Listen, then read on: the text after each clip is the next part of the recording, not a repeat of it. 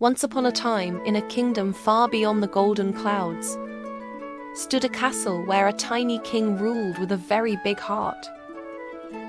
But one morning, the morning sun brought no joy. The little king rushed to the garden, only to find the royal hutch standing empty. His beloved white rabbits were gone. Tears welled in his eyes as he clutched his small golden crown, his heart heavy with a profound sadness. "Whoever finds my friend shall have my crown," he cried out to the court. The elegantly dressed nobles whispered in shock at such a reward. The search began with haste. Wealthy lords arrived, presenting the king with rabbits made of spun sugar and chocolate, hoping to claim the prize. But the king only sighed, pushing the trays away. "Sugar cannot play, and chocolate cannot hop," he said, his disappointment growing by the hour. Next came the royal soldiers. In their bright red uniforms, they marched over the rolling hills, their drums echoing through the vast green valleys. They searched under every bridge and behind every boulder, but as the sun began to dip, they returned to the palace empty-handed. Then the hunters took their turn. Dressed in heavy capes, they rushed into the dark, tangled woods with their gear, making a terrible racket.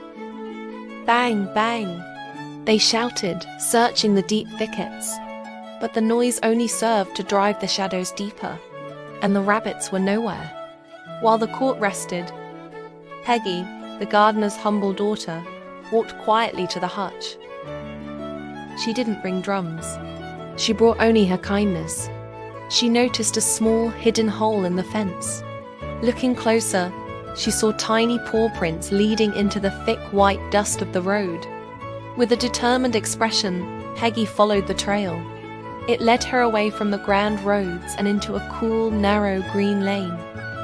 She stopped to examine a patch of clover.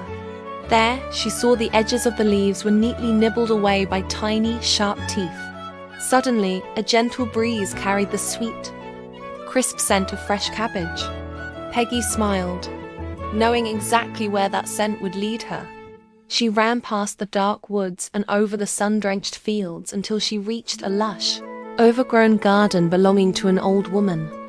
And there they were. 3 fluffy white rabbits were sitting in the middle of a cabbage patch, munching on leaves to their heart's content. They were safe, happy, and very full. Peggy gathered them gently, her heart racing with excitement as she turned back toward the palace. When Peggy arrived at the castle gates, the news spread like wildfire.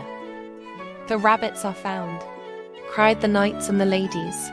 The little king ran down the stairs, his face lighting up with the purest joy he had ever felt. His friends were home at last. He stood before Peggy and offered her his crown once more. "You have done what no soldier or noble could.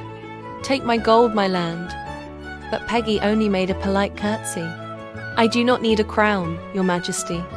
I only wish for a white rabbit of my own to love." The king smiled and gave her 2 of the fluffiest rabbits.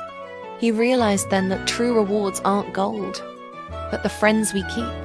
And so, the king and the gardener's daughter walked through the gardens together, knowing that kindness always finds its way home.